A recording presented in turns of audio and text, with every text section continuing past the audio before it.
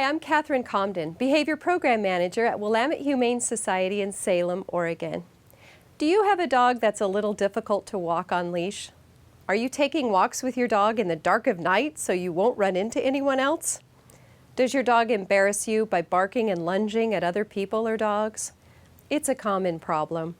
Today, I'll share some professional dog trainer secrets that will help you manage your tricky dog and teach him not to bark at all those triggers. You'll have more enjoyable walks and maybe even walk in the daylight. Stay tuned for great training on this week's Pets and People.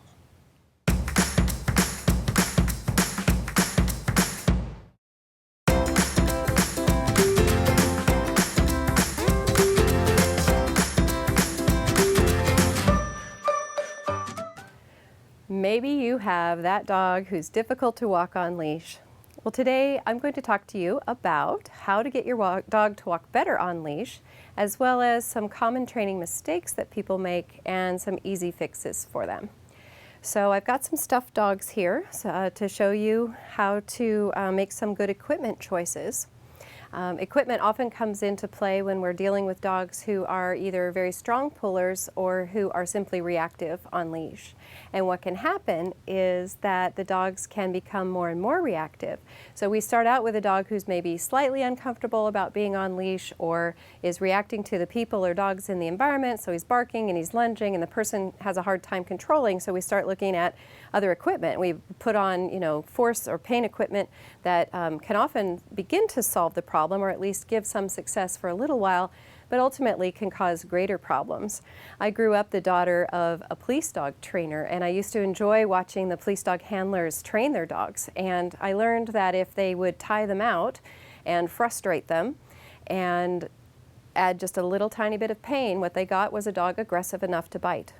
And so when I observe people walking their dogs, what I see is restraint, being held back. I see some frustration because the dog wants to go forward. And then if we add any kind of a pain training device, what we have is a perfect trifecta for causing aggression in dogs.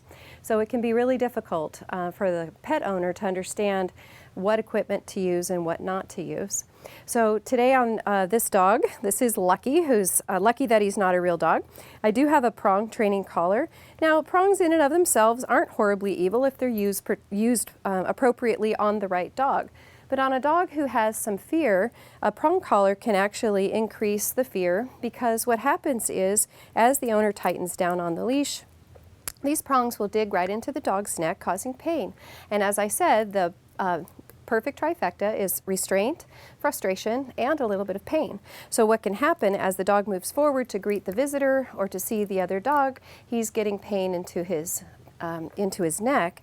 And what happens then is the dog starts to associate the trigger of the people coming forward or the other dog coming forward as when pain happens. He's not necessarily equating it to his behavior. So we're going to remove this prong collar because we're going to want our dog to not have that device on him if we're doing training to teach him to be polite on leash. Now, the choke chain collar, or training collar, as some people will call them, is another training device. I used to use this almost exclusively when I was first training a long time ago, decades ago, and it was the training collar of choice for many trainers. Years ago, the military, I think, were the first to get us using this because it's a slip and release collar. So the idea is that when the dog is inappropriate, we pop on the leash, and again, it's going to give a dog some kind of a correction. Well, again, what's happening is the dog is not necessarily equating his behavior as the cause of the correction, unless the trainer has really good timing, which generally people don't. And so the dog is actually associating the pain or the discomfort with the approach of the person. And so actually it's another device that can make the problem much, much worse. So off that goes. This is a back clip harness, which is easy to put on for most owners, and it has kind of a collar piece here in front with a little buckle there, and then a buckle back here that is generally the one that's clipped into. Now, what happens in this type of equipment is that the dog will begin to pull forward towards the trigger, and what happens is he can feel this pressure on his chest. And different from what some people might expect, it doesn't actually cause any discomfort or anything, but it allows the dog to want to lean forward, to lean into that, much like if you put a yoke on an ox or a horse. It wants to just pull into that pressure. And so what you can do is train a dog to pull very, very well by using a back clip harness. So if that's what you want, then stick with the back clip harness and you'll have a dog that pulls you pretty darn well on leash. I'm not saying that you can't train with this, and for some dogs it is the equipment of choice if they have other reasons not to wear anything on their neck or not to wear anything on their faces. It might be a safe option for some dogs, but again, for some dogs it might just increase that pulling. So we'll set him aside for a moment.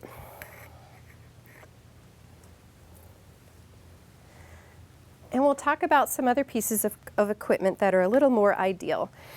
Now, on any dog that has a history of being reactive or pulling into another dog, or a person, I'm going to want to have at least a regular buckle collar on for identification. Should the dog ever get loose, we'll have an ID tag on there. But I like the buckle collar as opposed to the fast clip collars because this isn't going to come undone anytime soon. So should I just be out for a walk with my dog and only have him on the buckle collar, it's not going to fall apart. I have had those quick release collars with the little plastic clips. Sometimes if they're a cheap brand and they're not constructed well, I've actually had the dog's neck bump them and the whole thing come off, and now you're left with a dog with no collar at all. So I don't recommend that if you have a dog who has pulling or either excitatory, greeting, or maybe even some aggression issues. But a nice buckle collar is a great tool to have, and I like to have it on the dog at all times with an ID tag. Then for walking, my first choice is usually some kind of a front clip harness. So if you take a look at this harness, it has a little clip here in front, a little place to clip your leash into, and it does not have any kind of a clip here in back at all. So this is a designed harness. This is the Sensible harness. There's also another brand called Easy Walk. Their Freedom harness is another one. But you're looking for a harness that has the ability to clip here in front. And what you can do then is take your leash and clip that right to the dog. And what happens here is as that dog begins to pull forward, I can turn him back around towards me. And then that way I can reinforce him for looking at me, for paying attention to me. And he can't really drag me forward as easily because this harness is going to be able to pull him back around towards me. Now, anytime you're fitting any of these front clip harnesses, it's really important to take a look at the fit itself when it's on the dog. And I'm going to take this off for just a moment. You have the piece of the harness that clips to the front of the dog, and then some kind of a loop that's going to go over the dog's head. And then come across his chest where that leash is going to come in. And then where this side piece ends up should be right about middle of the shoulder. And the reason you want it kind of high, there's a bone here in the front of the dog's chest that you'll be able to feel. You want this chest strap to come across above that bone. If it comes across below the bone, what can happen then is the dog will be able to actually pull his whole shoulder through because there's nothing restraining it. And then it just will, the whole harness will fall right off the dog. So you want to fit it up higher. So we're going to adjust the back strap here so that that harness will actually fit just a little bit higher than it had. Most of these harnesses are pretty easy to adjust. They can be a little stiff at first, but if you throw them in the washer with some jeans for a couple of rounds and through the dryer, they'll soften right up and be really easy to adjust. Then once it's adjusted, you're going to check the fit. You want to make sure that it lands about the middle of the dog's shoulder and above that breastbone. Then this belly strap needs to be lengthened out just a little bit so that it can fit underneath the dog and hook up with that strap. Okay, and it shouldn't be tight. This is a little snug of a fit, but since this is a stuffed dog, it's probably okay. We're not going to worry too much about it. But you want it to be comfortable for the dog, not too tight. If you have a dog who has very little coat behind his his armpits here, like if you have a pointer or even a lab or a pit bull. Some dog that doesn't have a lot of fur back here, you'll want to check and make sure that he's not getting chafed using this kind of a harness. Again, if you see that he is, if you wash the harness several times with some heavy-duty jeans or Carhartt jackets, something like that, it'll help soften that nylon up a bit. Put it through the washer and the dryer. So that's a good place to start. And when you're using your training in that way, you'll be able to restrain the dog comfortably without increasing his desire to pull forward, and be able to turn him back towards you using great leash manners. So the front clip harness is one tool of choice for working with a dog who's difficult to walk on leash. But if you have that dog who's also lunging and barking and pulling really hard, or if you have a handler who maybe is elderly or a child or someone who's just simply smaller than the dog, physics really matter. And so then I'll try a head halter, and I have a couple different kinds to show you. One of the head halters that I like for many dogs is called the Halty, and it is basically like a horse halter. It fits on the dog over his nose and then back behind his ears, like so. And this little extra strap gets buckled onto the collar because it's your safety net. And then your leash can get just hooked into this little ring right here. And what happens is then, once the dog is used to wearing this, you can turn his head simply by pulling on the leash and having him turn towards you. And then you can reinforce the desired behavior. So if he is turning towards you, you'll be feeding him, telling him what a great dog he is, and then you can release the pressure when he is being appropriate. The Halty is a good choice for dogs who have very sloped faces. So if there is not a lot of stop between where his nose meets the rest of his face, if there's an L shape there, then the gentle leader can be really great. If there's not, though, if you have like a German Shepherd, or you have a field-bred lab and he's very slopey right here, this is great because it helps keep the muzzle piece in place. So let me show you. I'll take this guy off here and let me show you the gentle leader. So head halters come in a couple different brands and styles, and I'm not advocating any particular brand, more of just finding the right one that fits for your dog. The gentle leader can be just a little bit tricky, and so what you want is a T shape.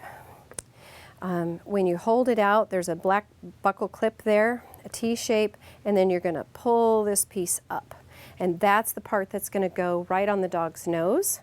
So the rest of the hardware is hanging down below, and then this comes up behind, buckles right in, very high behind the dog's ears. What we want is that when it's on the dog, he's got some pressure right here behind his ears, and it's not pressure on his nose. And so what happens then is that this stays nice and loose unless I am training the dog and I'm bringing pressure to him. And so what's really important, two pieces about the head halters, if you're going to use them, you can't just slap them on your dog and hope for the best. It's not going to work out well for you or the dog. Most dogs really object to having something over the top of their noses. It's uncomfortable for them. And depending on the choice of your leash, it can be extremely uncomfortable for them. So what we want to do is help the dog get adjusted simply by holding this out, feeding some treats through, letting him come forward and put his nose through. So I don't put it on the dog, I let the dog put his nose through and work on it that way. And then I'm going to make sure that my leash choice is appropriate for the equipment that I have. So let's talk about leashes. If I'm using a head halter, I'm going to want to use the lightest weight leash that I can possibly get away with and still control the dog. So you'll see here that I have this very small metal clip. I'm not going to use anything heavier than that if I can get away with it, because all of that weight is going to be connected to this band that goes over the top of the dog's face. And if that's a heavy band, then your dog is going to fight it more. They're going to pull their head away and be uncomfortable with it. If you've ever just taken and felt the weight of some of these pieces of equipment, you feel the weight of a chain leash, imagine that over on the bridge of your nose and how uncomfortable that would be. So I'm not a big fan of using chain leashes. in general. Some dogs need them. If they're real bitey on the leash, a chain can be a great solution for that, to teach them some leash manners. But then people will also come to me with these giant leashes. They've got a dog that pulls, so they have this big stout leash, and they want to then use this with a gentle leader. And the problem again is that this is going to be much too heavy. So we want to go with the lightest weight leash possible. Now if you have a giant dog and you have this thin little piece of nylon, it might hurt your hands. So my solution is to use a leather lead.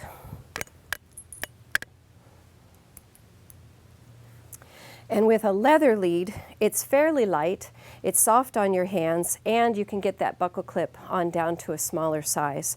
So this is maybe a medium weight. There are some that are smaller, depends on the dog, but in any case, I'm going to go through a training process to help my dog deal with that pressure and feel comfortable with it. He should want to have this on. All right, and then the next thing that I'm going to do is I'm going to work a little bit on some leash skills so that both you and the dog are comfortable and understand the process that's going to happen once he has this piece of equipment on. How you hold your leash is very important for success for you and your dog. This is a thumb loop. I bet you didn't know that. Too often I see owners do this with their leashes. And then they come in with a dog who's pulled them all the way into the classroom. Well, unfortunately, when I teach this, I often have people speak up and say, well, that's how I broke my arm. I had a lady with a Labrador who had actually, a young woman, who had actually broken her hip because she had wrapped herself into that leash and her dog took off after something and dragged her. So please don't do that. For your safety, go ahead and put your thumb through, wrap your palm around it, and then if you need to take up extra slack, you can do so by holding it in a fist like this, okay? Then when you need to get a hold of your dog, you want to, give him the freedom that he can have, and then you're going to slide your hand down at the same time you're pulling back with your anchor hand. So this being the anchor is going to pull it back through my control hand, and then I'm going to be able to have a nice distance between the dog's face and my hand for that control. So if I need to pull him towards me, I'm going to be able to release it quickly, but I'm going to have lots of control. And now that we've shown you a few techniques with these stuffed dogs, we're going to bring in a real dog and show you what this looks like in real time. This is Richie. He is an American Staffordshire mix that we have available at the shelter. He's about 3 years old and doesn't have a lot of training. He's modeling a martingale collar, and that is also known as a limited slip collar. So that means that it'll only tighten down to a certain point and then it won't tighten anymore. That way I can never actually choke him. It's just a really great collar for the dogs that want to back out, just like you saw him try to do there. But he can't, because if there's any pressure, he's going to, that collar will close just enough to keep it on his head. So it's very safe for walking them. It's not a collar I would leave on for identification though. So Richie and I are going to demonstrate some of the techniques that we like to use for dogs who are a little bit too much on leash.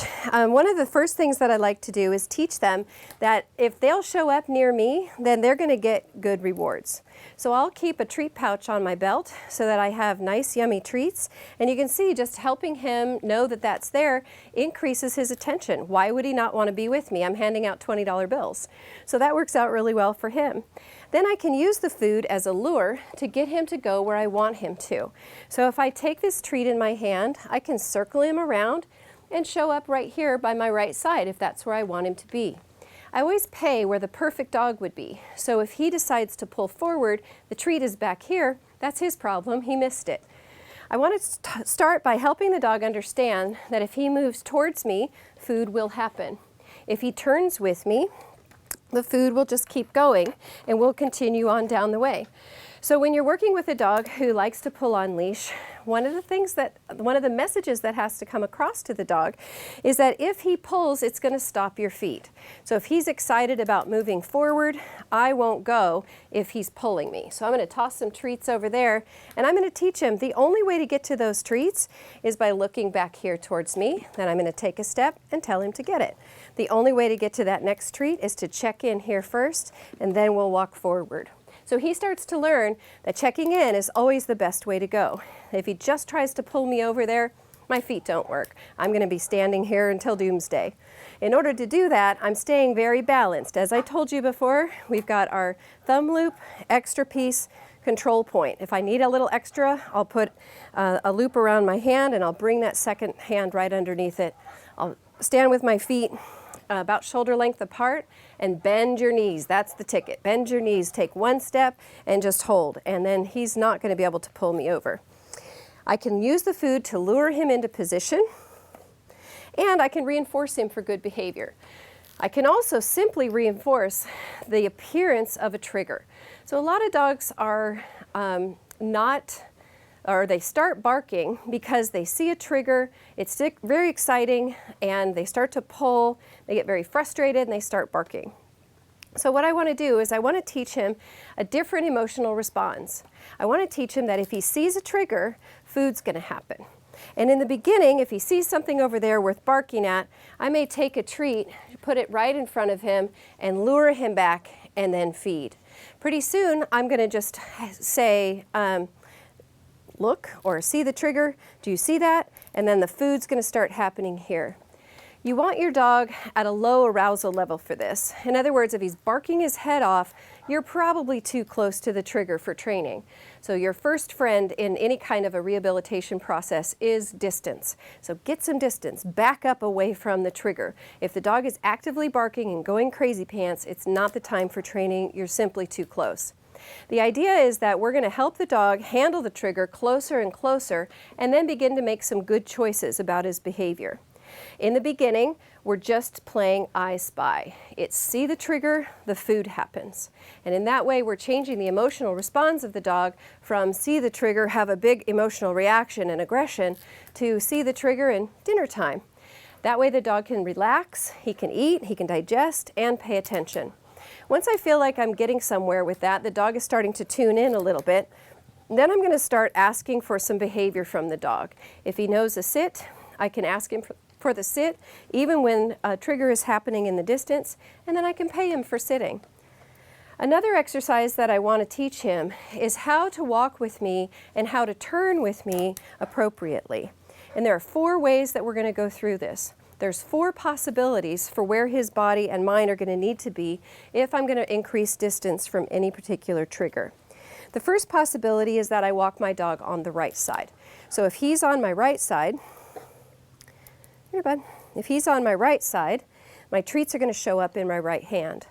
I want to teach the dog that I might sometimes walk and cross in front of you. And if I walk and cross in front of you, your job is to turn with me. So let's try that from the side angle. Come on down here, buddy. So if I'm on the right, if the dog is on the right-hand side of me, sit, buddy. Good job. Then there's going to be 2 different ways that we could turn and go the other way. Basically, I want to train him to be able to do a U-turn fluently. I also want to train my own feet to be able to do that without tripping. So we're going to walk forward, and one way that he can turn is for him to make up the turn and come all the way around me. That's one U-turn, right? And I want to practice that multiple times, actually on both sides of my body, because for that turn, he has to speed up. Watch. Come here, Richie. Atta boy. See him speed up as he goes around that turn. The disadvantage to using that kind of a technique is that he's going to be closer to the trigger. If the trigger's in front and my dog is pulling me towards, and I make a turn away from the dog to go the other way, he just might hit the end of his leash. Barking. So what I want to do instead is teach him that sometimes I'm going to turn in front of you. I'm going to stop you in place, and you're going to turn and go the other way with me. Watch that again. So we're walking along, and I'm going to stop him with the treat, turn in front of him, and then he's to turn and come back with me. So the treat is happening after he completes the turn. I'm luring ahead of that. Here, buddy. Good job. And then I stop him in place, turn in front of him, and then right here, give him the treat. You want to get that? And it's okay if you drop the treat, the dog will find it. Get it. There you go. You want to practice that on both sides so that the dog is able to fluently move both more quickly around you and know how to stop and turn with you if you're turning into him. Sit. Good job. The main idea that I'd like to leave you with is that you can accomplish training your dog to not pull on leash, to to not be barking and lunging at people, using positive, humane techniques that are actually going to improve your relationship rather than cause fear, pain, or aggression. So if you'd like some help training your dog, give us a call or view us on the website and contact us by email through behavior@WHS4pets.org. And we have group training classes, we have private lessons for both behavior rehabilitation and obedience. We'd love to see you, we'd love to meet you. Come on out sometime. We also have play groups for those rambunctious dogs who just need a little extra time running around. This is Richie and he's available, but if he's not by the time this show airs, I know that we have a number of dogs that would love to meet you. So come on down to Willamette Humane Society on Turner Road, where you might just meet your next #1 fan. Ready? Go.